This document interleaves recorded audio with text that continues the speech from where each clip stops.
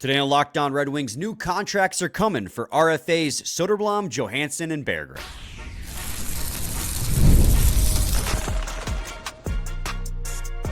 You're Locked On Red Wings, your daily podcast on the Detroit Red Wings. Part of the Locked On Podcast Network, your team every day. Welcome back to the Locked On Red Wings podcast. We are your hosts, Brian Fisher and Scotty Bentley. Scotty's a host over at Locked On Tigers, as well as a sports writer for C&G newspapers, while I am a color commentator for Oakland University, ACHA D1 men's hockey.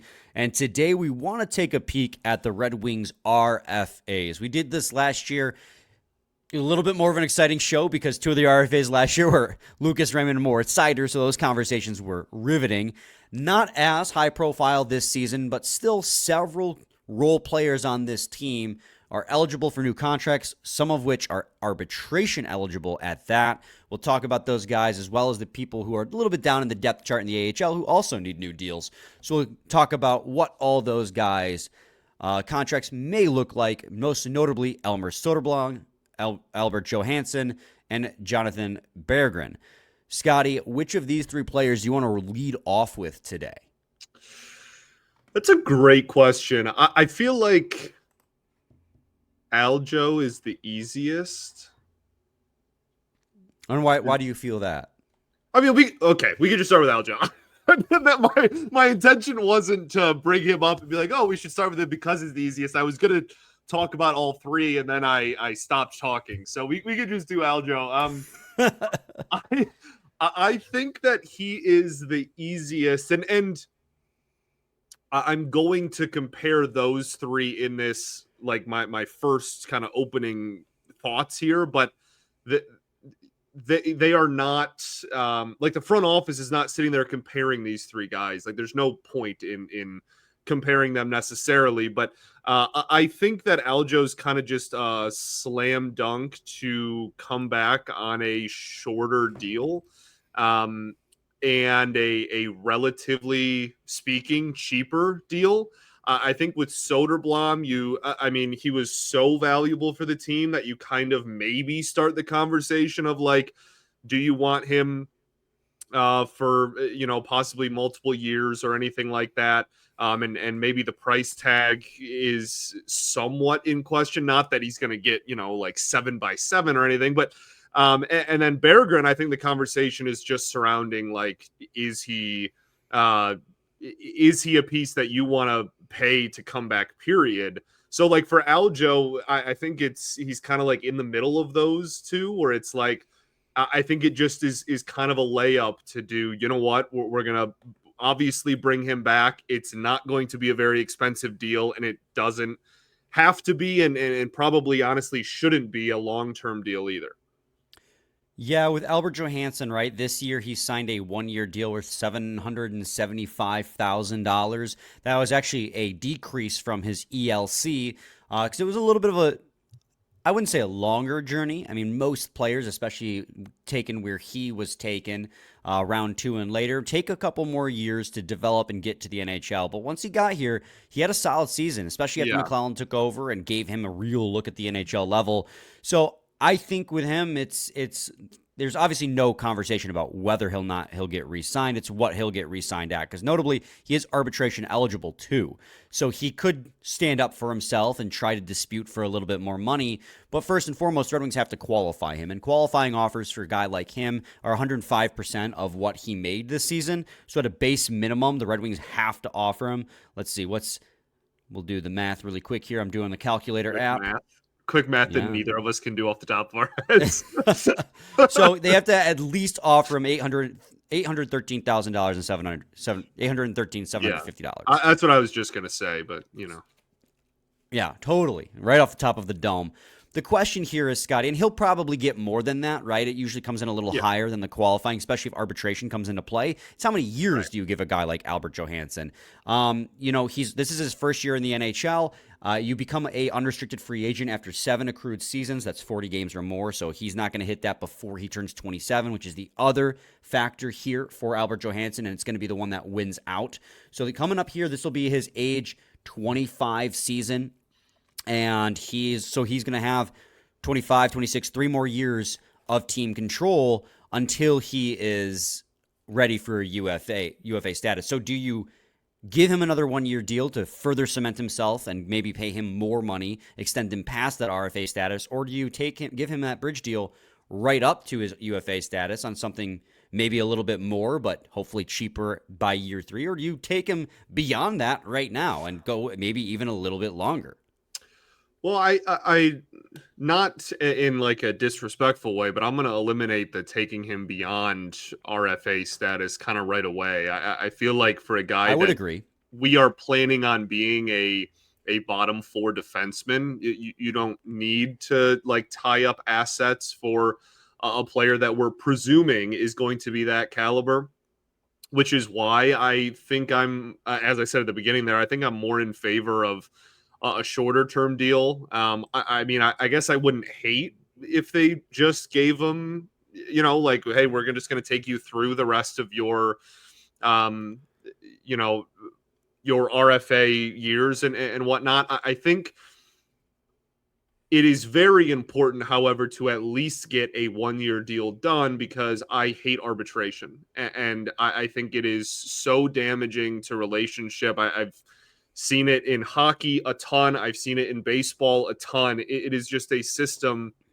that you want to avoid at all costs. I mean, imagine if, once a year, like you and your boss, no matter what you do, sat down in front of a third party, and not only just the concept of debating your salary for the upcoming year, but your boss is actively in front of your face saying why you deserve to be paid less than what you think.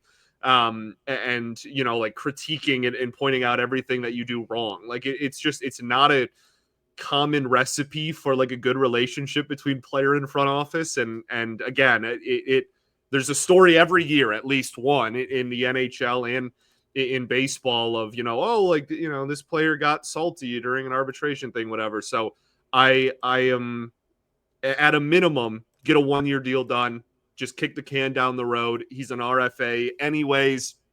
You're not going to like lose his what I keep wanting to say rights. You're not going to lose his, whatever. We can just say rights, cause I can't think of a better word in that case, but I don't need to sign a bottom 4 defenseman for 5 years either. Yeah, and you throw that out there because it is an option, but 100% it is the least likely option, rather. I think the most likely option here to happen with Albert Johansson is it is another 1-year deal, and it probably comes in the range of $950,000 to $1 million. It is a raise to say we appreciated how you performed. You performed well. It's well above his qualifying offer by about $100,000 to $150,000. And it buys you another year to assess him and see if he is worth more than that. You have until the summer of 2028 to decide whether or not he is part of your team's future. Right? Like the flip side too, in the sense of not only do you give yourself another year to assess, like a potential value for a longer term contract, he also has played one NHL season. Like you also give him another year to see if he can maintain even the level of play he just had going forward, right? Like we've seen people, go the opposite direction too. So I think the 1-year deal, as I said at the beginning there, the front office is not going to compare and contrast these 3 guys because they're all in a vacuum, right? Like they're not related to each other, correlated to each other in any way, shape, or form during these negotiations. But for our purposes and on this show, I think he's just a layup because I think that's kind of like the slam dunk answer. Is just give him a 1-year deal, give him a $100,000 raise or whatever, and move on. Yeah, 100%. Scotty, the other thing too is you got to think of it from the player's perspective. He probably would prefer a shorter term deal because if you take a longer term deal, you'll make you might get a 4 or 5 year $1 million contract on top of it being a longer deal. But why would you take that if you can then bet on yourself to prove that you're worth more than that and get a long-term deal a couple more years down the line? So for both parties, the front office is going to want to see more of him before they're willing to commit long-term. And Albert Johansson will want to bet more on himself to show he has more to grow before he wants to sign a long-term deal. Yeah, not to say he's going to get a long-term deal, but that's just how it works. For sure. Well, that goes both ways, right? Like, you are correct. And obviously, though, there is a price where if the Red Wings were to offer him like, hey, a long-term deal with this dollar sign, he'd be like, okay, like, yeah, I'm unproven. That's a lot of money. Sure.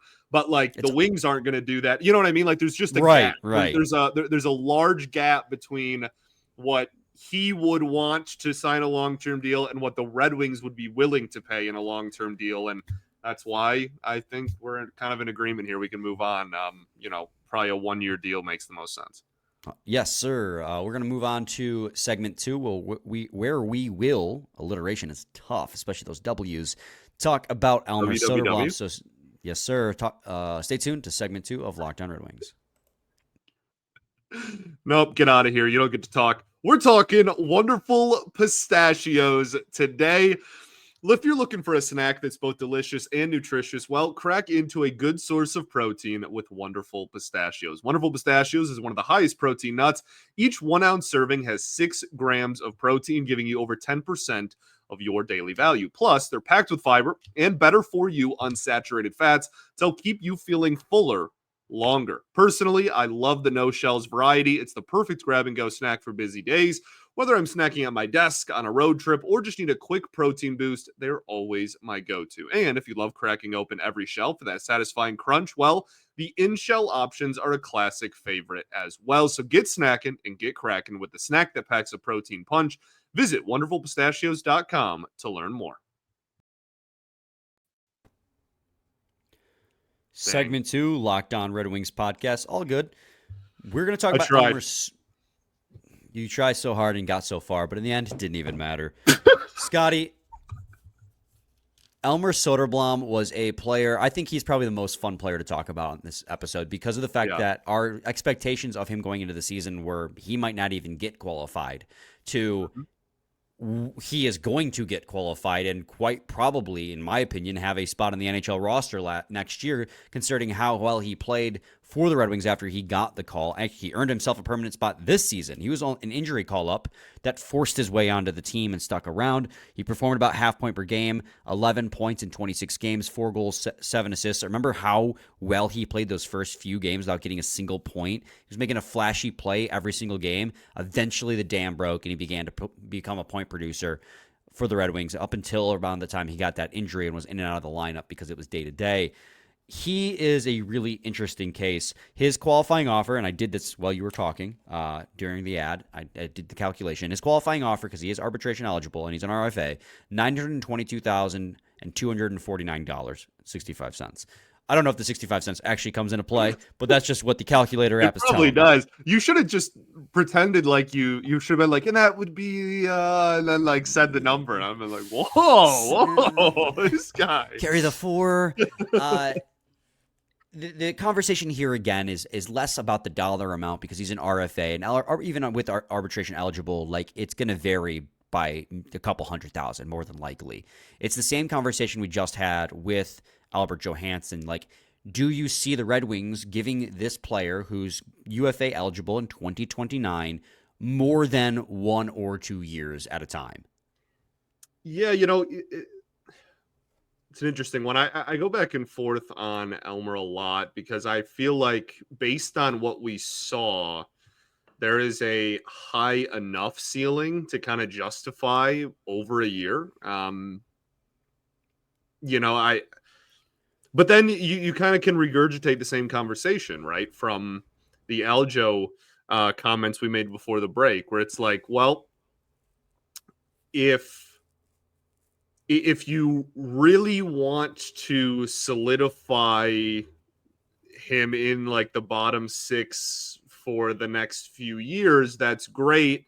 But how much would he want to make that happen? I don't know if either of them think that the ceiling is like, he's going to make $8-9 million a year at some point in his career. So like maybe you could stretch him out for a couple of years. I don't know. Like I said, I really go back and forth on Elmer's situation a lot. I think for all of these guys, probably the most likely scenario is just 1-year deal just to get to the next season. But I really do think that Elmer a little bit more than Aljo maybe has a case for, and like, I'm not saying he's going to get like a 6-year deal, but like a 2-year deal instead of a 1-year deal, just because I think he showed enough this year. But, this is a guy that going into the season wasn't even on anybody's radar to get NHL minutes at any point this season. And the sample size is, like half a year. So I think that it's probably still pretty likely that it's just a 1-year deal. See, you said it right there at the end, and this is my key reason why I disagree with you, and I think he will get a 1-year deal. Now, 2-year deal, I'll be on board with. I wouldn't be mad about it at all, because again, you're banking on the ceiling. I think that point is very valid. But the fact that remains that you have 47 games of NHL experience spread across 3 different seasons, and one of those seasons he did not even make a stop at the NHL. Mm-hmm. So I feel like with them, they could do a 2-year deal because he has an extra year until he's a UFA. So if you can, that'd actually be probably preferable if you're the Red Wings front office. But because you lose, what do you lose by extending him that extra year, right? If he blossoms next year, okay, you have 1 more year of him at super cheap. If he crashes out, oh no, it's whatever. It's a year. But he has played so little that I find it hard to justify giving him more than that 1 year. I think he is just 100% in the same boat as Albert Johansson, where he'll probably get between $950,000 and $1 million for 1, maybe 2 years. I think that's valid, although I'm leaning more 1 year again, just like you were saying, with probably all 3 of these players.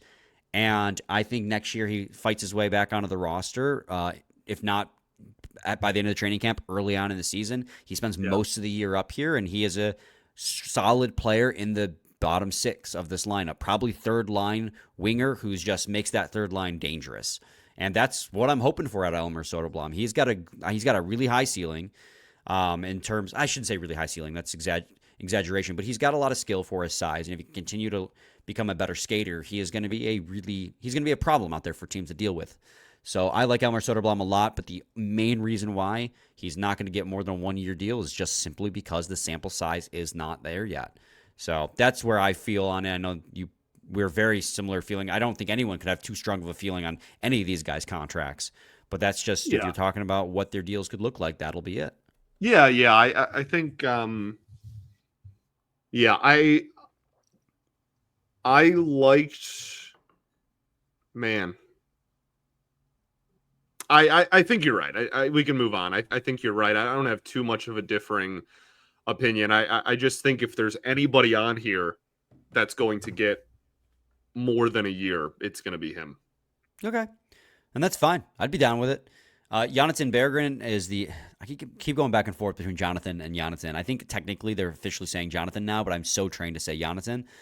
Jonathan Berggren is probably the most divisive, isn't the right word to use, but because he was such a highly regarded prospect by a lot of Red Wings fans, and we always highly regard our own, right? So really quickly, if I may, he was highly regarded because at the time there were no other prospects in the farm system. And I'm talking when he was drafted long ago, not 2 years ago or whatever. He was highly regarded because he was the guy. He was the best of a relatively bad situation.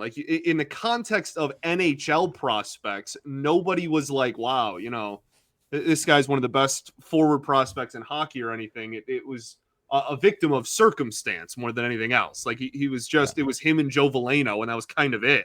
Hey, put some respect on Philip Zadina at the time.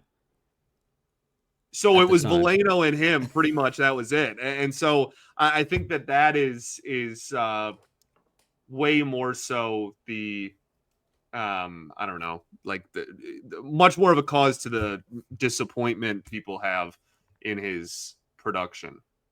Anyway. No, you are 100% correct. We valued him very highly in the organization because at the time when he was drafted, that was a Ken Holland. He's a Ken Holland draft pick. Yeah. Johansson Berggren. 2018, drafted the same year as Joe Veleno and Philip Zadina. So at the time, it was those 3. It was those 3 guys at the time they were drafted. And we all know how it's played out for those first 2 guys, right? Released, contract terminated, bet on himself, traded last season. Now it's just Berggren. And Berggren is a guy who has shown flashes at the AHL level. And I shouldn't even say flashes. He was consistently good through an entire season, 2 seasons with Grand really Rapids. Good down there, yeah. Yeah, and he actually had a solid first season. He played 67 games with the Red Wings 2 years ago and put up 28 points and 15 goals. He looked like he was going to be, and we talked about it, we were confident he was going to make the roster 2 seasons ago, coming out of camp, because of how good he was in that 67-game span, especially early on. But he definitely petered off as the season went on. His production dipped. And then is that because I said petered? Are you serious? Are you absolutely serious right now? You're 25 years old or some shit like that. That's not true. How old were you? That was funny. You got to admit, man. That was funny. You are a child. Let's go to a break. I tried really hard, too. I was like, there's no way I'm about to laugh at this.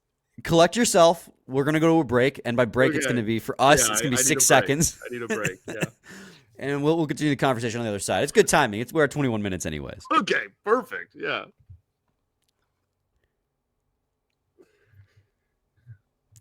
Did you collect yourself? Yeah, no, I think I'm good. So, yes, this season coming in, we had high hopes again because of the fact that Jonathan Berggren had a great season with the Grand Rapids Griffins the year before and was a crucial part. His Carter Mazur, Marco Kasper, Berggren line was the driving production line for the Griffins in their playoff run the year prior. That ended in the divisional round, but they won the play-in round against the Admirals at the time. So, sorry, Ice Hogs. They lost to the Admirals.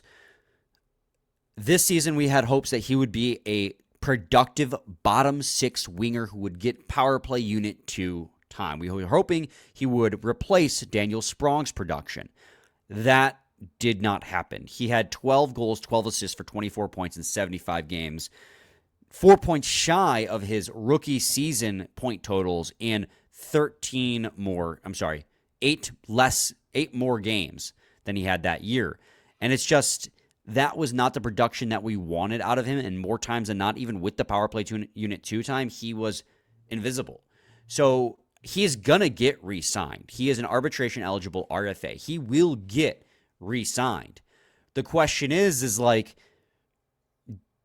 I don't even think it's a question.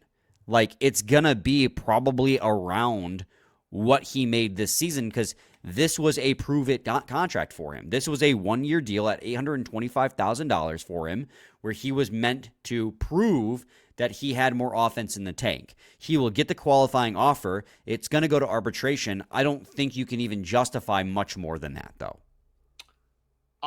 I mean, I'll be real with you. I think he'll, value-wise, it makes far, like, you have to, bring him back under contract. But I think that there's a real possibility that he's given the least amount of money that the front office can give him in an NHL contract, and then he is a part of a deal before a trade, that is, before the season starts. Like, and that's not to say that he's like a hindrance to the team or like dragging them down or anything like that. At the end of the day, he's a bottom 6 forward, but I just think that his roster spot could go, and even you could even go a step further and not even say his roster spot and just say his spot in the lineup on a nightly basis could go to a lot of different people in the organization going forward.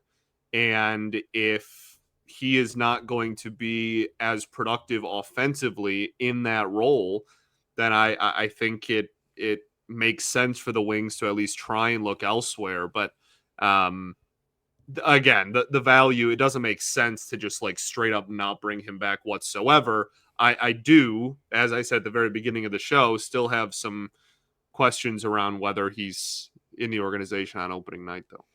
Yeah, so here's the thing, right? His qualifying offer means that he will get paid at least a minimum of $866,250. And there's no reason to not qualify him, right? Because even if he isn't an NHL level player, he can still be effective for you at the AHL. And Yes, Grand Rapids needs players too. He can always be a call-up guy when injuries happen. Worst case scenario.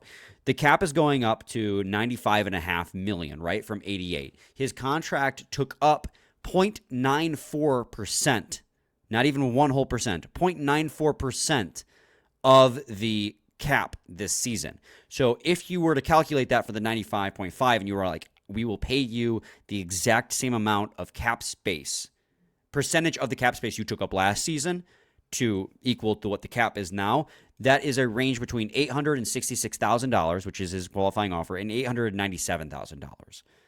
That is, in my opinion, the range that is worth it for Johansson and Berggren right now. And like, okay, arbitration up to $950,000, but like where Soderblom, even with the small sample size, right? He showed plenty of offense in that span. Or an Albert Johansson, who was a solid D-man the second half of the season, where I can justify going up to $1 million. I mean, I don't want to be too harsh. I guess you could go up to $1 million, but I feel like $950,000 is like is a fine cap out for 1 year. Again, like you still have not become what we wanted you to be. Elmer Soderblom was getting looks in the top 6 before Berggren was, and Berggren has been in the organization way longer, and he's had more NHL experience.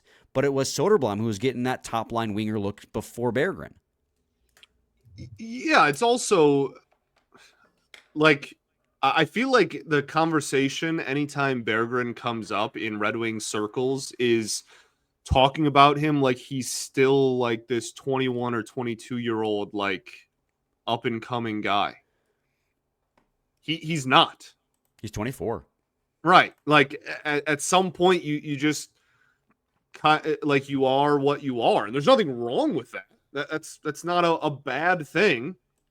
But I feel like a lot of people are still and did the same thing with Veleno, where it was like, oh, like we're just wait, at some point he'll take those steps forward. Like maybe this is just the level of player that he's at, and that's worth bringing back, obviously, on the numbers that you just laid out. But I don't think